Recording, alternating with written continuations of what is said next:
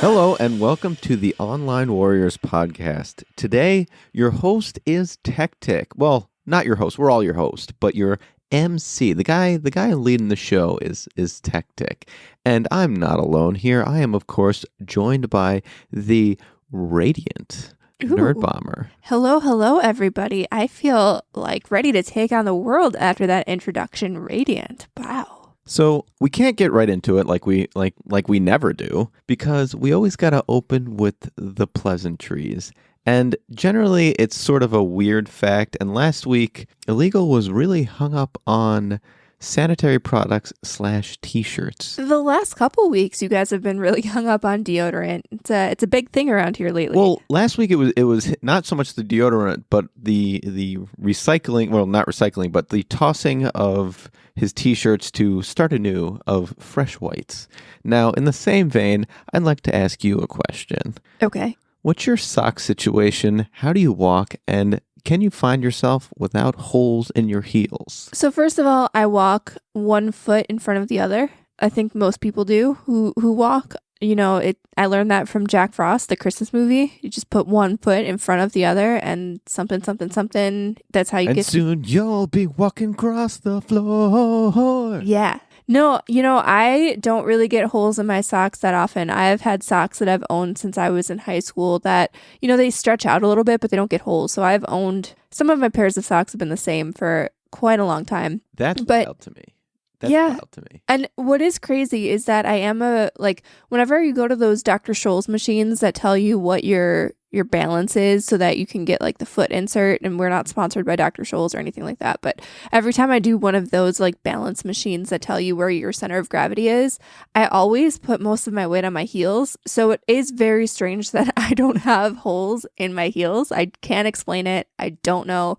But I'm not very heavy footed, and you might protest this a little bit, but so after I had COVID and came out of my room quarantine, successfully did not get Techtic sick, which was great, but we slept outside in our living room on the couches for a little bit just to like kind of let it air out before, Techtic went in there so that, any of my germs and stuff could be fully sanitized, even though like I cleaned and everything. Yeah, just plain it safe. And I did not realize how heavy-footed he was, and the couch, I guess, is closer to the floor and feels vibrations more than our bed does.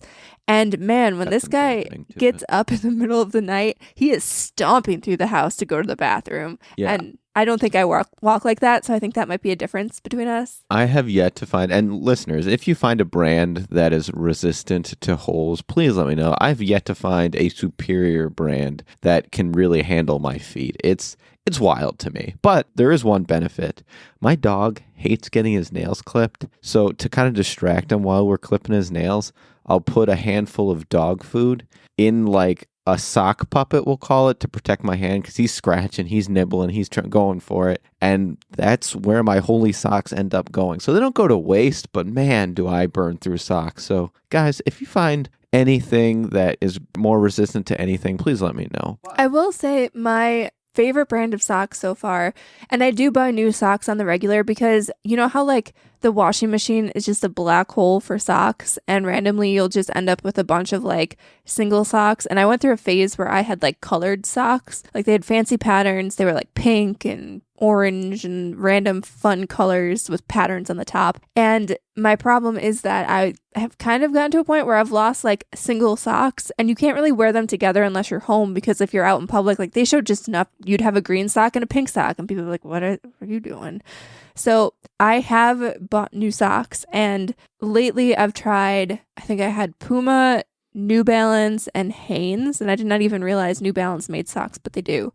And the New Balance socks were actually my favorite. So they hold up? They hold up pretty well. They're very plush. Good to know. So, well, we're not going to be talking about socks, and we're definitely not going to be talking about feet, but if you think we should diversify our portfolio with some feet picks, Online Warriors feet picks, let us know. Hey, I hear I can make a lot of money doing that. I've got sort of the second one from the end is longer than the big toe. Apparently that's a desired trait in the foot community, so I've heard. I don't know.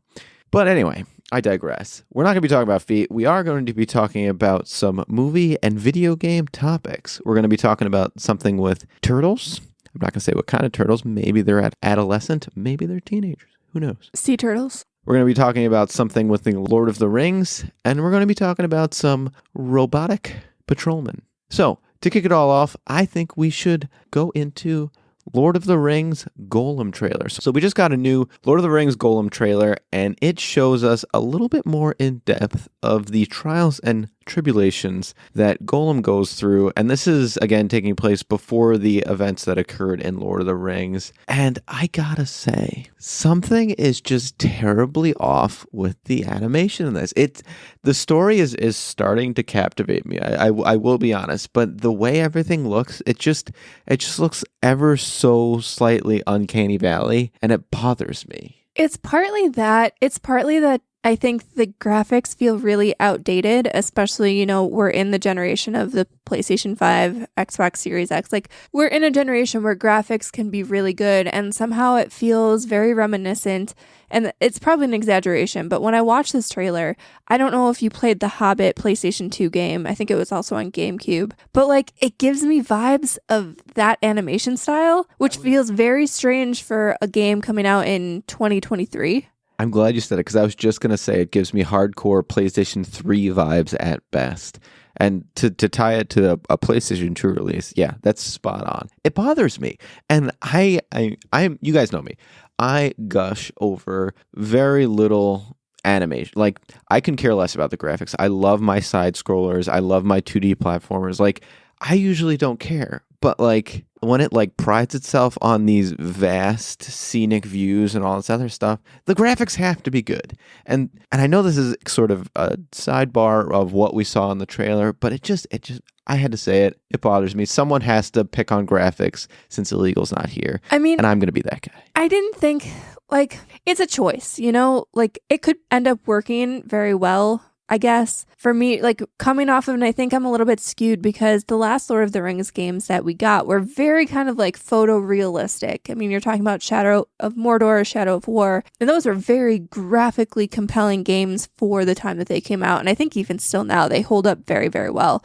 And I think it's just a weird reversion back to a very old school animation style that just feels a little bit off, but it could work, Like I said, back in the PS2 era, the Hobbit game was very kind of more cartoony, and it still worked for that game. I think it's going to really have to go hand in hand with the vibe that they set up with their storytelling and the gameplay.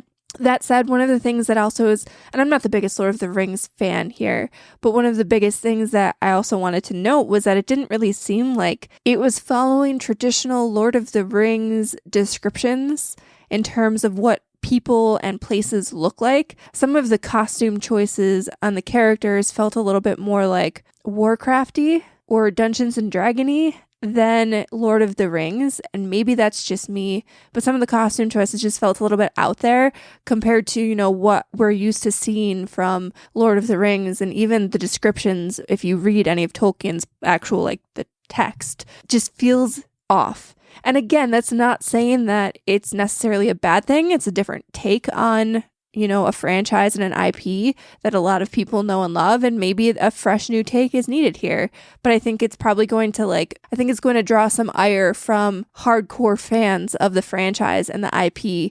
Because I know, even talking to Illegal, Lord of the Rings super fans are very faithful to Tolkien's work in the original text. And I think just maybe this isn't the IP to do a new take, but maybe it could work. Who knows? So in this trailer, we had the opportunity to see a young Gandalf. Do you think that Gandalf at least fit the description of what he should look like? Yeah, that was definitely closer. I think the things that were a little bit more off-putting, there was a dude who had, it almost looked like spikes or something surrounding his head. And that just felt, I don't know, it didn't feel like Lord of the Rings. That felt sci-fi futuristic to me. It felt like something I saw on the Sci-Fi Channel, honestly. Or it felt like something you would see in I don't even know if Star Wars is the right franchise to place that costuming in. Stargate.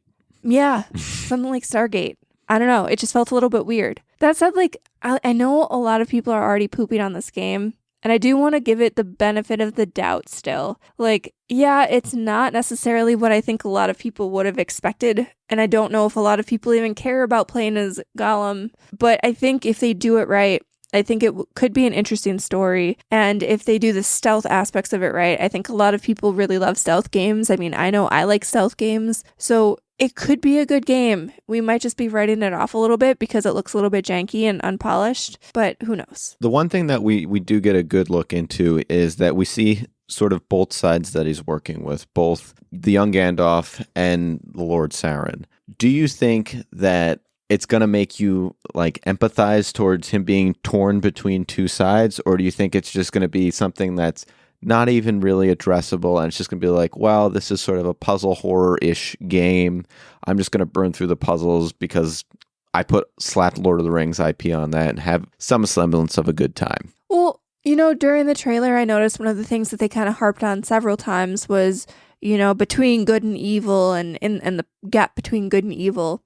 And it almost makes me wonder if they're going to try to give you some semblance of choice here. The problem with that is that, like, how can they? Exactly. Like, where the story goes. So I don't know how much choice they can really give you unless they change canon to have the game fit a new story. Like, I think it could be interesting to kind of go in with a blank slate and be like, okay, maybe I'm going to be Gollum and make my own choices and see how this will influence the story, moving forward. And maybe they'll do like some kind of like epilogue recap sort of cutscene thing where it shows the ramifications of your actions. But I'm very curious to see if, good and evil choices will have any place in this game, even though they've called it out in the trailer multiple times. And if so, what the impact will be. I think you can get away with having two vastly different good versus evil story experiences as long as they both converge to like some sort of memory wiping event or something that like wipes whatever you did clean, basically. And I know that's like not one of the most like satisfying outcomes, but it allows players to sort of cater their experience at least to what they think they want. And I mean, it could be something like, and this I guess is a spoiler if you've never played the Dishonored games, but one of the things, like, the ending of Dishonored is, I guess, slightly different depending on how you approach the game. But one of the biggest things that changes based on the decisions that you make, whether you become stealthy throughout the game or whether you just go in and start killing everybody, is not so much even the story itself, but the environment around you. Like in that game, if the more dead bodies that are around, the more rats that you find as you're progressing through the world. And things are just a little bit darker than if you go stealthy and you don't kill people. You don't see those things in your environment. And so I wonder if they'll do something like that, maybe, where it's more environmental impacts. And then, like you said, something just kind of gets wiped and you end up in the same place no matter what you do. Again, though, that's not super satisfying. Like, that's why a lot of people were really upset with the last Mass Effect game. People like to see if their choices matter. I have an incredibly important question for the listeners, be it my Lord of the Rings lack of expertise. When does he lose his hair? Is that like after the events that occur here, all of a sudden he has like a midlife crisis, it all falls out? I want to know. Well, that's one of those things too that's like, is that just the character design choice? Did they like see all of the depictions of this character and they're like, you know what, he needs a little more hair? Like, I have no idea. But like what they gave him is like, it's not even a little bit. It's just like they gave him like a weird bowl cut, like basically the equivalent of sprinkling water of hair on his head. Just pss, pss, pss. I say they should have just left it. But either way, I think he's going to have a midlife crisis. Maybe rent a Camaro or mid-episode, he just rolls up in a Mustang. Mustang, yeah, that's the more affordable of sports cars. Good call. I mean, he's fallen on some hard times. But you know what? I don't want to poop on this game that much, until I hear more about it, until I get the chance to play it. One of the things that I always find really interesting, like I think a lot of the feedback, I guess, that we've seen about this game from people online in general is just that it doesn't really seem necessary. People don't really seem to be resonating with it, what have you. But if the developers are very passionate about this character, enough so that they've spent the last few years of their lives making this game, maybe it will be good. Maybe there's this Gollum fan base out there who really loved him enough to make a whole video game about him, and it's going to be a really good game. Who knows? That's Gollum, Lord of the Rings. It is expected to release sometime between April and September 2023, but my guess is don't hold your breath because it was also expected in 2022 when it was announced in 2019.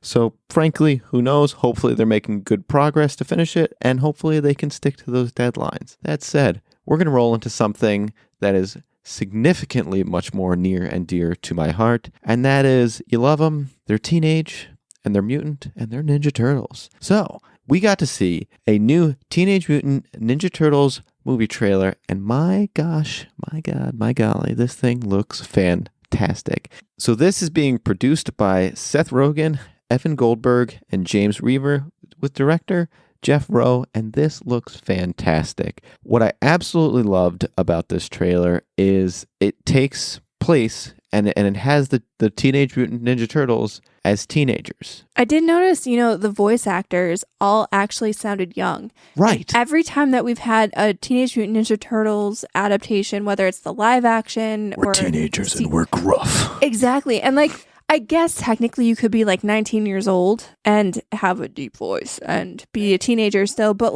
I like the idea of a younger TMNT. I like that. I mean, there were especially Michelangelo, he had the surfer boy, definitely a teenager, but they were always older teen. This is they are fresh out 13, their voices are going to drop maybe in the next couple of installments, whatever, but they are fresh little baby turtles. And I think this is a fantastic take. This is going to be their learning how to do things, and it's going to be very early on. Whereas even the movie that was what did that come out in 2015? Yeah, something like that. They had already been developed. They were already fighting crime, and they were dealing with shenanigans. This is going to be early on. They're probably going to have some run-ins with Shredder. They are. Or maybe even it's just going to be low-level crime, and it's going to work up to Shredder. And that's so cool to me. That is so cool to me. Well, I think, too, the other cool thing that does is, we've always seen all of these characters that obviously we love, but they're all kind of in their personalities by the time we encounter them in any sort of iteration of a movie or show. You always have Leonardo, who's so I gotta be the leader, I'm super serious, I gotta be the leader. And then you have Raphael. Who's all, angsty and, oh, life is hard, and that's not even he's not all life is hard. He is, I am the real badass leader, because he is. Raphael's the best one. Well, no, but he is also just dark and brooding all the time. And I feel by positioning them as, younger teenagers, that darkness and that seriousness isn't going to be there. And so you're going to be able to experience the Teenage Mutant Ninja Turtles in a more fun capacity than we've seen in a really long time. And I know if you go back to the original, I don't know, probably in the late 80s, I think, early 90s, they were more fun, but sometime in the late 90s to the 2000s, they become very super serious characters. And I think rolling it back a little bit and being able to just have some levity is going to be good for this movie, too. The two absolute banger choices for the casting, too, for this one is Rocksteady and Bebop. If you don't know who Rocksteady and Bebop are, they're the bad guy mutants that are the rhino and the pig thing. And Rocksteady is voiced by John Cena, and Bebop is voiced by Seth Rogen. This is going to be hilarious. I'm so excited for the casting. Jackie Chan is involved as Master Splinter, which again, that's perfect. Oh my goodness, so good. I can't not gush more about this trailer. It's not only is it have young turtles, which they should have been doing all along, but this is and I always say this with regards to media that we grew up with, is when producers, directors, etc. do things in such a way where it's an introductory level for the next generation, I get so happy about it, because I really feel like we were just so fortunate to have all of these fantastic cartoons released, Saturday mornings, and it just kind of went downhill for a hot minute after that. And are Saturday morning cartoons even a thing? They are, but maybe this is just me getting old, but I just feel like they're not the bangers that we got. They're not the Ninja Turtles. They're not, we had Transformers Beast Wars. Oh my goodness. Yu-Gi-Oh? Come on. Duel. No, but genuinely though, I don't know if Saturday morning cartoons is even a thing, because going back to at least when we were kids, you had WB and Fox kind of duking it out, and that was on your standard it's cable. Antenna-based TV. And especially now that people are, walking away from cable in general, is Saturday morning cartoons a thing? It used to be, even as an adult, I guess, even like kid adjacent. If you knew anybody who had a kid, like you knew all the big shows that would come out every Saturday morning because they were big. Like they cornered the market, so to speak. I don't know if that still exists now. I really don't. I'm saying it right now. If you have kids or you're going to have kids, you need to convince them that Saturday morning cartoons are important. Like, whatever you got to do, that is like, my goodness. That was sacred time. Yeah. And I think my parents loved it too because for whatever reason as a kid, and now I couldn't be like more opposite than this, but I would wake up at like, I don't know, 6 or 7. And my parents, they didn't sleep in that long, but like they wouldn't wake up until maybe like 8:30, 9 o'clock. And I would get a solid hour or two of Saturday morning cartoons in. And like, I'm sure they heard me wake up and stuff, but they knew that I was like perfectly content to watch cartoons for an hour until like they kind of got their morning going. And I don't know what parents do now. For me personally, I will get up at 8 o'clock in the morning if I have to, situate everyone and get back to bed. It needs to happen. Anyway. I do think, though, like, this is really cool. And I think they're being given the Into the Spider-Verse treatment here, even in terms of, like, the animation and art style. Feels very reminiscent of Into the Spider-Verse. And I love it, man. So the one thing that I do find interesting is in the whole cast, there is nothing, and obviously it's called Mutant Mayhem, but there is zero mention of Shredder. So this is going to be fixated on just other mutants. So like I said, we have Rocksteady, we have Bebop. We also have Superfly in this, which if you don't know who that is, it's pretty self-explanatory. It's a fly. I don't know if that's a bad thing to not have Shredder in here. I think, you know, having almost like an introductory sort of movie and then like you build towards your big bad, because I'm assuming if this goes well, they're going to want to make a sequel or at least make a couple movies after this. Which, by the way, Superfly is Ice Cube. And then I got to gush about that. Paul Rudd is Mondo Gecko. Hannibal Buress is Genghis Frog. Maya Rudolph is Cynthia Utram. This cast, they're doing everything right. But yeah. Like you said, I think this is a good move. I think focusing on the mutants and then going into the next sector and the next sector of big bads. I think that ultimately gets us excited for a franchise. And I know I've always said like, hey, you know, a movie should be just a good standalone movie and you shouldn't make it a universe. But like, it's the Turtles, guys. But I think it's okay because this isn't going to become like a 20 movie universe. You know what I mean? I think it will be, even with sequels, a little self-contained because you're not, like, you really only have one main set of characters to follow. You can't start introducing tertiary people, like characters that people are going to care about. It's just not going to work for a franchise like this. So I don't think we have to worry about it turning into like a 20 film kind of series or anything like that. But I think this is really good. And I think this is the first time that I've been excited about a Turtles property in a long time. I know there have been movies, and like, I think the last set of movies wasn't that bad, but I still, like, it was very difficult to care. Again, they made it too like grungy and edgy, and that wasn't what I was when we here say for. The last set of movies, Michael Bay, Teenage Mutant Ninja Turtles were not good. They were not good. When I say the last time, I'm talking about the animated. Stay away from live action Turtles. The only live action Turtles that were kind of good was when they were in those puppet suits in like the 90s. Those are pretty dope. I want to say that like one of the Michael Bay ones actually did pretty well. I can't remember. They weren't like completely critically panned, but yeah, I was not excited about them the way I am excited about this. Samesies. So with that, we're going to roll into our break, and then we're going to come back with some RoboCop. But before we take our break, I do want to shout out our Patreon producer, Mr. Steven Keller. Steven, you're fantastic. You help us keep this thing going, and we love you for it. So thank you very much, Steven. He is a night level subscriber. He is at our highest tier, and he is amazing. If you want to be like Steven, check us out on patreon.com/onlinewarriorspodcast. There are other levels of Patreon subscription. You can be a squire or you can be a page. So again, check that out. And with that, we're going to roll into our break. I'm Madam Chris. And I'm Madam Amy. And we're the hosts of the Madams Podcast, where it's all about movies, minus the mansplaining. Every week, we discuss a film that fits into a quirky theme for the month. And there's plenty of bonus content on our Patreon feed, too. So if you're looking for commentary that'll make you laugh and think, you found your new favorite show. New episodes of the Madams drop on Mondays, wherever you get your podcasts. And you can find us on Twitter and Instagram at the Madams Pod. or on our website, themadamspod.com.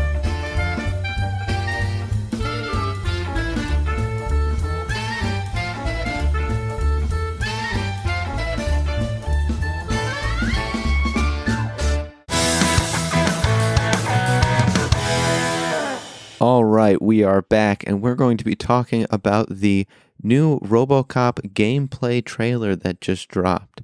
Now, so in this gameplay trailer, you see a couple of things. You see RoboCop walking through the city. He then communicates and tries to get into doors, and they go, oh, you need a warrant. And ultimately, he gets in. We see some combat. We see some shooting.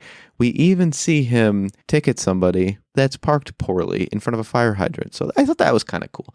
But overall, it was gameplay footage showing the interactions, the comment, how you look around, what your field of view looks like. And I think it had some pieces that were missing personally. Now, the main thing that really I want to talk about is the health bar. Did you see any kind of indication that there is risk to doing things? No, there was no overlay, no heads-up display, nothing of that sort of thing. And I don't know if it's because as a RoboCop you're invincible, so it doesn't matter if people are shooting at you and you can just barrel into everything and not worry about getting hurt, which would make sense to a degree. But I feel like even stuff like your ammo, normally in a game you see stuff like that, and there was nothing on the screen. And again, I don't know if they were trying to be a little bit more cinematic for the trailer, but as you mentioned, it was supposed to be a gameplay trailer, and that sort of stuff missing gives me a little bit of a bad feeling, and I don't if it's not in that game itself, it's going to feel weird. Yeah, if you're just barreling through, blowing people away, there's no risk, there's no challenge. Why even play? Even in the movies, even in the RoboCop's movies, he got his ass beat at times. And so you were rooting for him. There were times where you were sweating. They did a good job. Here, you're just this clonker, just even the movement, just ka-dunk. Well, everything felt kind of floaty too, in terms of the gunplay and the shooting, because some of this gameplay trailer, like you said, you're out there, you're ticketing people, you're investigating. There are detective elements to the game, which I think is kind of cool. Instead of just making it like a shooter action game, which they very well could do, they added elements of detective work and trying to solve what I'm assuming is probably some overarching puzzle or crime. But when it came down to the gunplay and the gameplay, something just felt very floaty. It didn't feel realistic. And I know that seems weird because, yeah, any video game gunplay is not going to feel very realistic. But it just felt very floaty. There was no recoil when you shot. Everything was just very smooth. And that just feels wrong, especially when so many games now do a really good job of implementing subtle changes in your display and your view as you're shooting. It just felt very clonker. Yeah.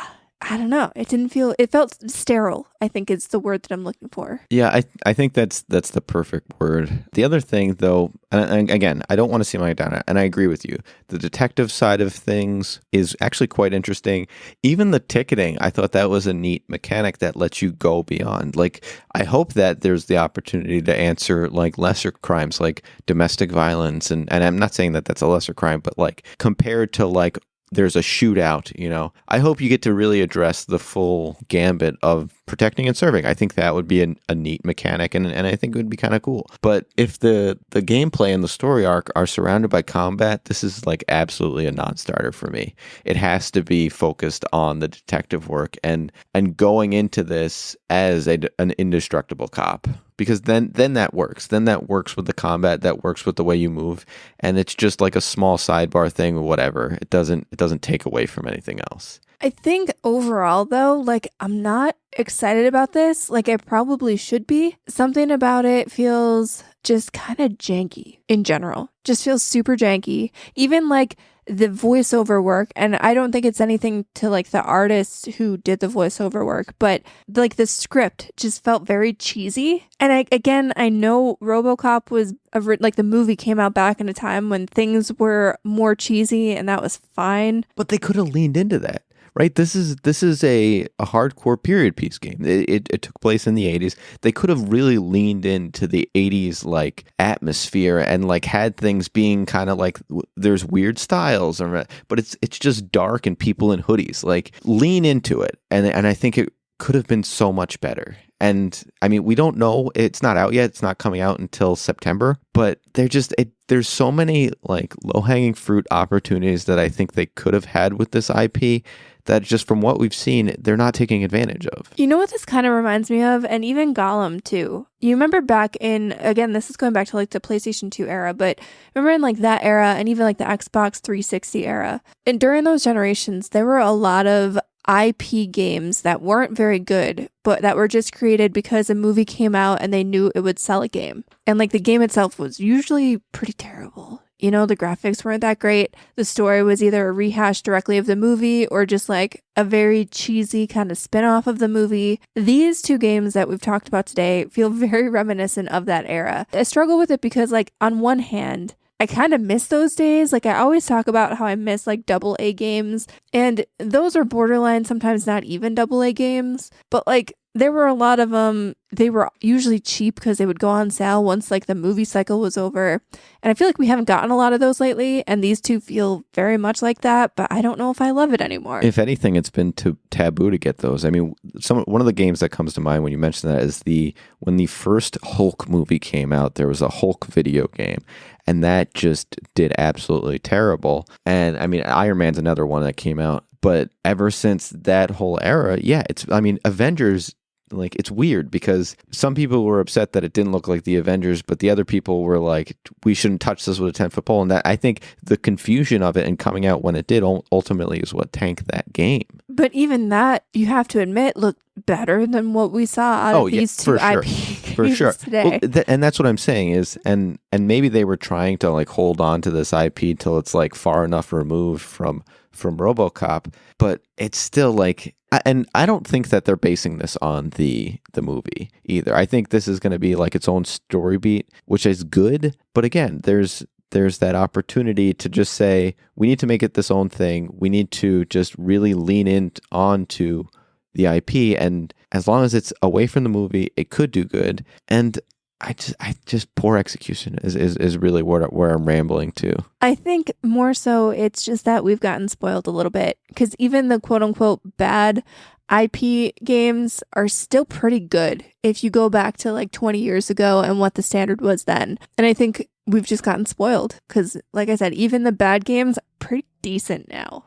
Like, it's very rare that you play a game that you find zero fun in these days. I think that's just where we're at. And the other side of it too, and like I said, just leaning into it, is beyond just like the RoboCop that we've seen in the movie, is there's actually like multiple RoboCops and upgrades and like other robots that aren't even part human cops that we haven't seen anything with. So they might have those other robot variants in this universe, but without showing them, what do we get excited for? Be it maybe their marketing team just sucks. I hate to say that, but maybe they just suck at picking what to show us and what not to show us. But at this time, yeah, definitely not excited about this one. Do better, RoboCop team. Do better. So with that, we're going to roll into What Are You Up To Wednesday? And I'm going to start off myself with what I've been up to because I don't think Nerdbomber noticed what I've been doing. It's been crazy.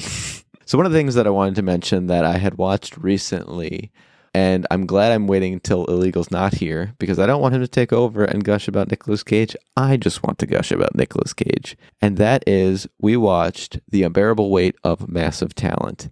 This movie, and again, this is why I'm waiting for Illegal to not be on the show to gush out about it, because this movie was so good. I had like, kind of like, oh, this might be cringy, low expectations for this movie. But like, it was a buddy comedy. It was fantastic. I never knew where it was going, literally ever. It made me satisfied because it like helped me know, oh, that's where that TikTok came from. You guys know what I'm talking about. Those who know, you know. And it was just overall just a feel-good, kind of action-y, kind of comedy, kind of just whatever the hell Nicolas Cage was feeling like doing. And it was good. I recommend this movie. If you have some kind of way to watch it, check it out. It's fantastic. The other thing is I have been playing a little bit more of Pokémon Shining Pearl. This game, again, it's a low bar to entry, very fun, and just like chill. I'm still working on getting my Game Boy Advance working. I'm having some technical difficulties on my upgrades. I have to work with customer service on that, but all in all, coming good. And while that's working out, like I said, playing some Pokemon, having a good time. Nerdbomber? All right, so on the gaming front, I have really taken a deep dive into Disney Dreamlight Valley. That was the game that I started playing again. That was supposed to be just kind of a pass the time, right? Yeah, it was supposed to be a pass the time sort of thing when I was, stuck in a room with only Xbox Cloud Gaming and a Chromebook while I had COVID. And I'm now playing it like every day. Probably not every day during the week, but I play it quite often. And I've gotten into that gameplay loop that I think I got into with Animal Crossing. It's just, you have chores, you do them. They're kind of the same thing every day, but it's like weirdly satisfying because you can check things off your list as you're doing chores. And you're doing these chores to better your island. So like you're not just like mindlessly doing the same tasks over and over for no reason. Like I do the same tasks over and over, and then a new Disney character shows up to my valley, and I'm super excited about it. Is there a slumlord raccoon in this one? There is not, but Scrooge McDuck does make sure he gets his pretty penny. Like he runs the store, he's the one who builds all the houses, and of course he is. Yeah, he doesn't cheap out. Like a new character comes to your valley or is like stuck in purgatory. One of my favorite story beats, well, not favorite, but like one of the things I find really funny is like you find Ariel, and this is I guess a little bit of a spoiler, but she's kind of stuck in this like weird ocean realm between worlds because like the forgetting happens and all the characters disperse, and you find her and she's like, I can't come back to the valley until you build me a house. Can you please build me a house, and then that magic will draw me home? And you're like, oh my god, yes, I would love to save you. Let me go back and build your house. And then for some of the characters, like you can just plop their house wherever. You don't have to pay. I don't understand how Scrooge McDuck chooses who you have to pay for and who you don't. But like Ariel's out there and she is stuck. So I'm like, okay, I'm going to get you some nice beachfront property, right on the water. Well, you love prime. swimming. That's prime yeah, real estate. Prime real estate. That makes sense to me. Well, no, but you build it and Scrooge McDuck comes around. He's like, okay, so you've plotted the land, but now you got to pay me $5,000. And I wanted to be like, she is stuck out there. She just wants to come home, poor girl. And he's like, now you got to pay up. And she's crazy. And she can't come back until you pay him. He has a thing against mermaids. I bet he's like, I could see that. Yeah. I bet Scrooge McDuck's a little ignorant. But one of the things that I'm really impressed with, so again, this is like a free to play game. And right now I think it's only free if you have Game Pass because it's technically an early access. But eventually it will go free to play. And I think they've done a really good job balancing the fact that like you can do everything in the game without paying money. Like you really can. There is not an instance, like some things take time because it's no different than an Animal Crossing where, randomly generated things. So like if you're fishing or whatever in Animal Crossing, you're not always going to get the big long papa that I don't even remember the name of, but like the guy that's like 3 times your width that you hold up and you're super proud. Do you know what I'm talking about? I do. So like that kind of stuff happens in Disney Dreamlight Valley where you're mining something and you're not going to find the super rare item you need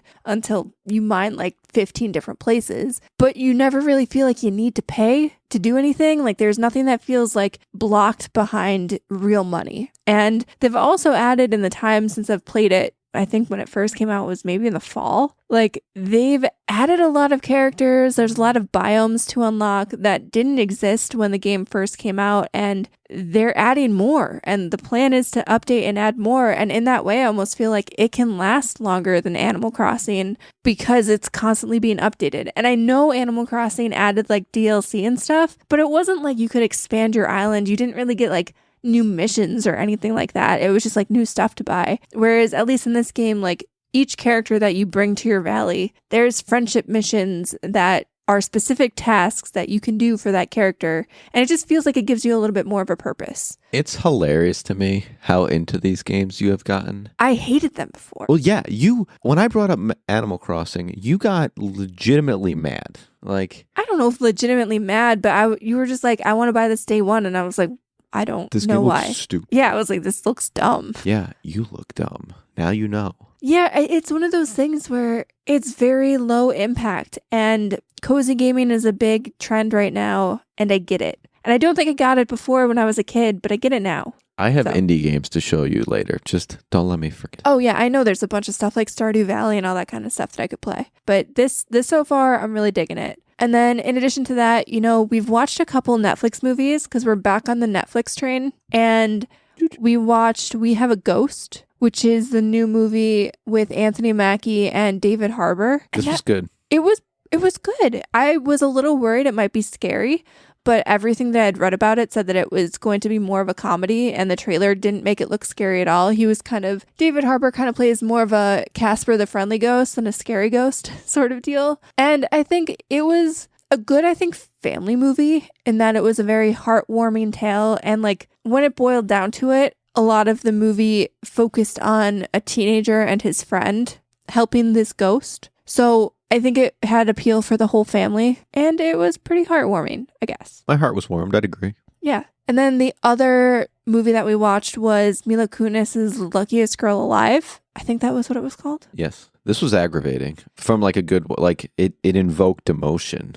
Yeah, it's I don't know if I would classify it as a mystery, but basically she survived a school shooting, and her classmate kind of told everybody that she might have been involved in it. And so she's gotten older and she's tried to move on, but it's still kind of bothering her. And you as the viewer don't really know if she was actually involved or not, or what happened. So as you're watching, it's kind of, her grappling with everything that happened in her past, and you watching all of that unravel to kind of see the full picture and what happened to her. And I thought it was pretty good. Very traumatic stuff though. Yeah, obviously, this is definitely not a kid's movie. You're definitely not a kid's movie, and there's a lot of sensitive subject matter that happens in this movie. So definitely be aware of that kind of stuff.